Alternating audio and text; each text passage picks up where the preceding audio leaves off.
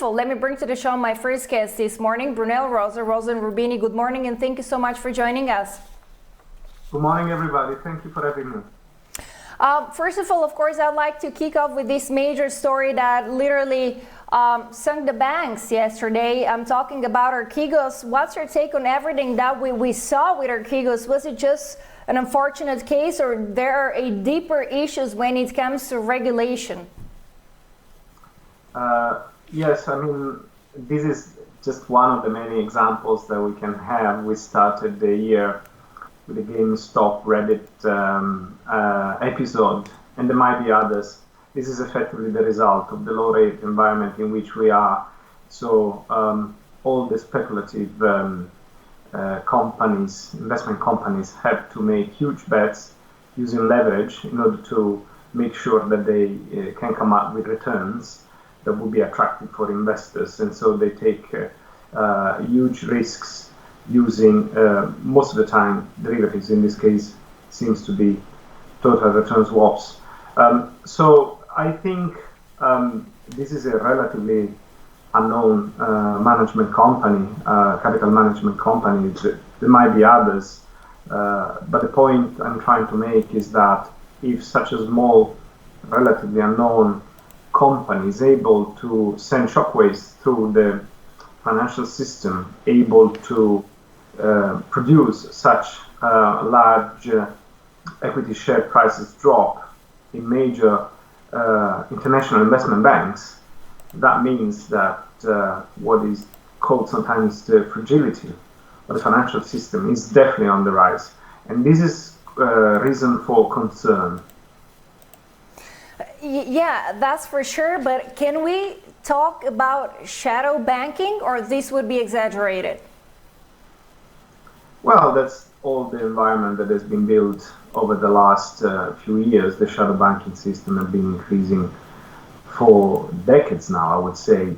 We kind of get used to the idea that there is a large shadow banking system during the global financial crisis, where part of it was actually created by the banks themselves with the SPVs and other investment vehicles that were used to take some of the more risky assets outside the balance sheet. That's, of course, typical results of badly designed regulation. So coming back to your previous question, yes, there is a problem with regulation.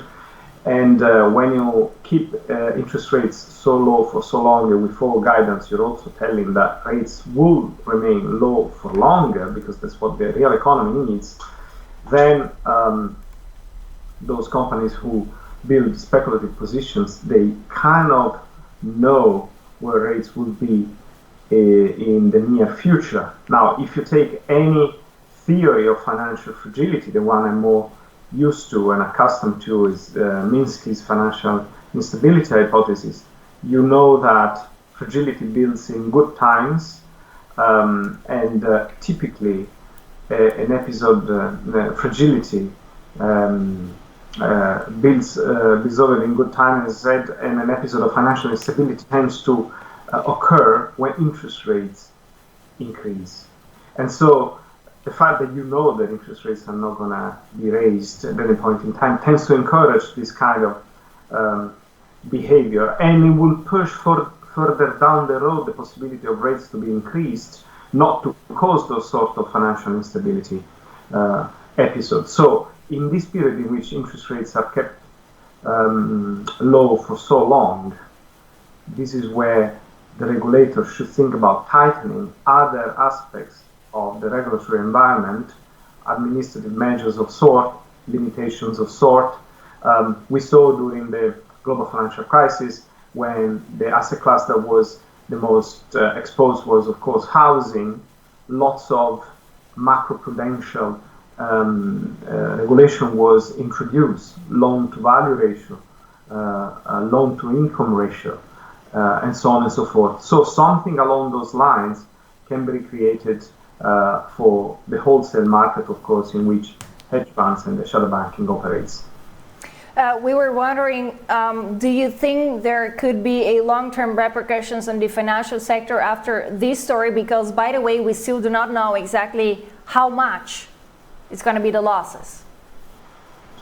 The question is whether this is the tip of the iceberg, if there are similar situations out there, as is likely. I was mentioning before another episode that occurred a few weeks ago. There might be some individual positions similar to this, probably not big enough to cause a systemic crisis. Though the level of interconnectedness of the financial system is so large that if you start having a number of similar episodes like this one occurring all at the same time, then you might start having the more systemic kind of effects shattering the system. So at this moment, it seems to me a bit premature to think that this might have systemic implications. But if more of these situations were to be come up and unwind in the next few weeks, that could be reason for some concern, I would say. So I'd like to talk about another major story, and of course this is what we are seeing with the bond market today. Once again, major selling. We're at with the 10-year at 1.76, between 1.75 and 1.77 this morning. And on the other side, we did see Dems plan, which was proposed by Senator Chris Van Hollen, in regards to capital gains tax at death, just to be precise. But most likely, as Janet Yellen said, there is going to be, of course, a necessity of higher taxes, both on capital gains and, of course, corporate taxes and personal income taxes for the wealth people, that's for sure, with above $400,000 per year. But we were wondering, what do you think is going to be the reaction of the major U.S. companies, in this case also the FANGs, the tech giants, and not only, of course, people's reaction, which are certainly not going to be happy, or we're mistaken? So you need to see things in context. The U.S. administration, first with Trump and then with Biden, has provided something like $3 trillion in the last of fiscal stimulus in the last maybe couple of months, maybe say 3, which is huge. Somebody believes this is transformative even, to the point that the things that wants to be made with this fiscal stimulus are kind of unprecedented, especially if you add to that the infrastructure plan that was talked about a lot under Trump, but never really took off, and actually seems to be on the verge of being approved and probably implemented by the Biden administration also, because Biden can at the moment enjoy the majority of in both chambers of the U.S. Congress. So this is where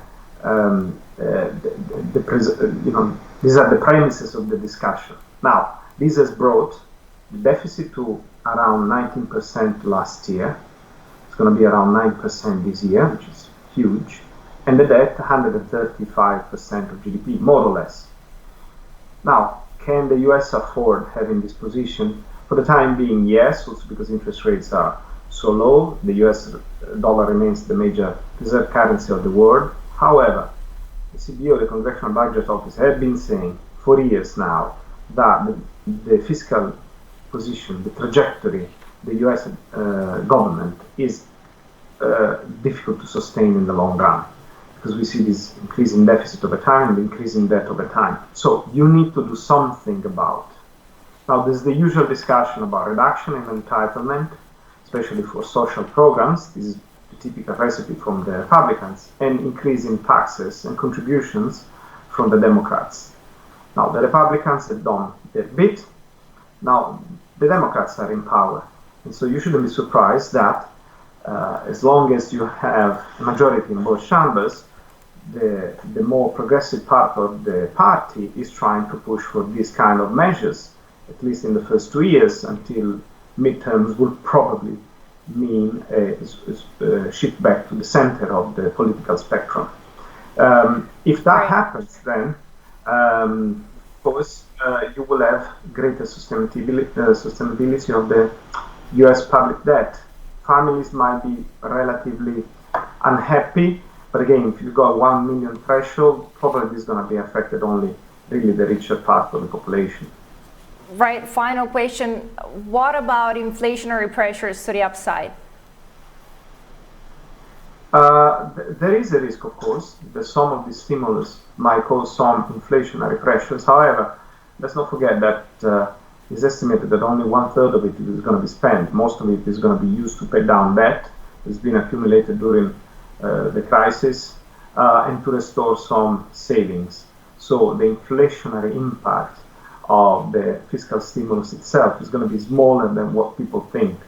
Second, most people central bankers around the world have been trying to increase inflation over the last few years, unsuccessfully so.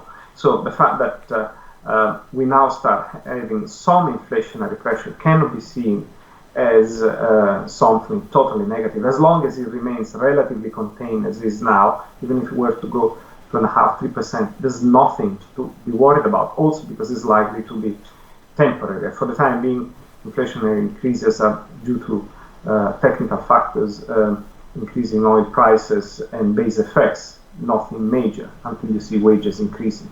And when you will see some wage increase, that shouldn't be taken as negatively as some people feel, because in fact, wages have been compressed for way too long. So we might be at the beginning of less deflationary period in our economic history. After 30 years of deflation, it's okay. There's nothing to be too worried about. People think about, okay, the 10-year yield is 1.75%. Oh my God, the world is collapsing. What?